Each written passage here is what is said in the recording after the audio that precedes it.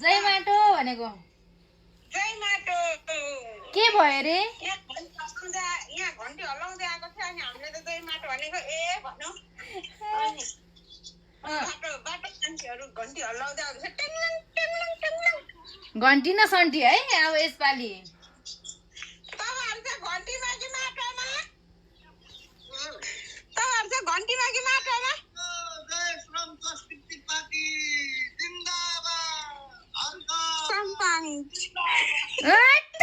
यति भैँसी खायो खायो आमामा तपाईँहरू माटोमा कि झन्डामा घरमा चस्मा भेन झन्डा कि माटो त्यहाँ सबैजनाले भन्नु है सबैजनालाई जय माटो अरे जय माटो आम्मामा यतिको चाहिँ हुनुपर्छ कि है जोस जाँगर हेर्नु नि त्यहाँ जोस जाँगर अनि कान्छी घन्टी हल्लाउ घन्टी कि माटो खाना घन्टी कि माटो तपाईँ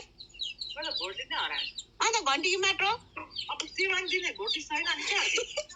नगरद्वार पनि हुन्छ अरे नगरद्वार पनि हुन्छ अरे अहिले कान्छीहरूको माहौल चाहिँ खत्रै रहेछ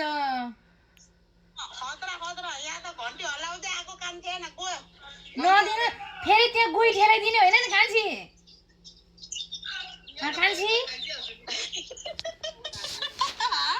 गुई ठेलाइदिने होइन नि भनेको दिँदैन कसलाई कुइटेको दिँदैन के त फेरि सुटुक्क देला नि त्यहाँ माटोमै दिनु है सबैजना गुइ ठेला